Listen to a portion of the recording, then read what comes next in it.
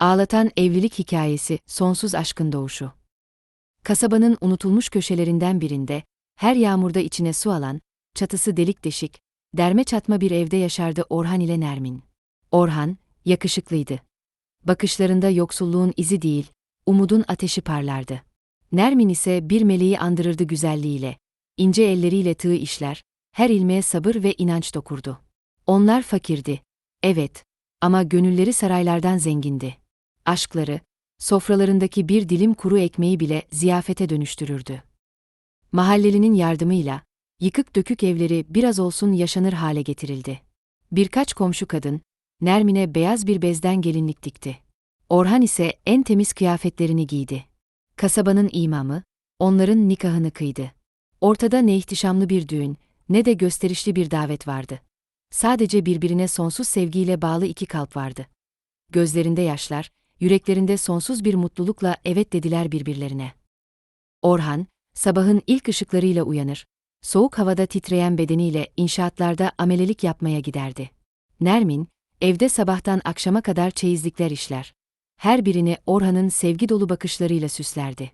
Akşam olunca, Orhan'ın yorgun adımlarının sesiyle Nermin'in yüzünde bir gülümseme belirirdi.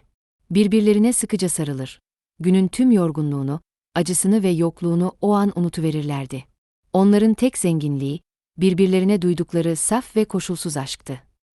Bir kış günü, kar taneleri çatının deliklerinden içeri süzülürken, Nermin hastalandı. Ateşi yükseliyor, öksürükleri ciğerlerini yırtıyordu. Orhan'ın yüreği dağlandı. Elinde avucunda ne varsa sattı, komşulardan borç aldı. Ama Nermin'in iyileşmesi için bu bile yetmiyordu. Orhan, çaresizlik içinde, kasabanın zenginlerinden birinin kapısını çaldı. Ama kimse, bir hamala el uzatmaya yanaşmadı. Orhan, o gece Nermin'in başucunda ağladı. "Beni bırakma Nermin, ben sensiz ne yaparım?" diye fısıldadı. Nermin, zar zor açtığı gözleriyle Orhan'a baktı. "Aşkımız yeter Orhan," diye mırıldandı. "Aşkımız bizi her şeyden korur." Ertesi sabah, Orhan son çare olarak, kasabadaki tek kuyumcunun önüne gitti. Boynundan hiç çıkarmadığı, baba yadigarı bir altın zinciri vardı. Ama şimdi, Nermin'in hayatı için bu zinciri satmak zorundaydı. Kuyumcu, zinciri alıp parayı uzattığında, Orhan'ın eli titredi. Bu sadece bir zincir değil, geçmişin ve geleceğin, umudun ve acının bir sembolüydü. Ama Nermin için her şeye değerdi. Orhan, aldığı ilaçlarla Nermin'in yanına koştu. İlaçlar Nermin'e iyi geldi. Ateşi düştü, öksürükleri azaldı. Günler sonra Nermin iyileşti. Ama Orhan'ın boynundaki zincir yoktu. Gözlerinden sicim gibi yaşlar boşandı. "Neden yaptın Orhan?" diye fısıldadı. Sesi titriyordu. Orhan, Nermin'e sarıldı. "Senin canın her şeyden kıymetli," dedi.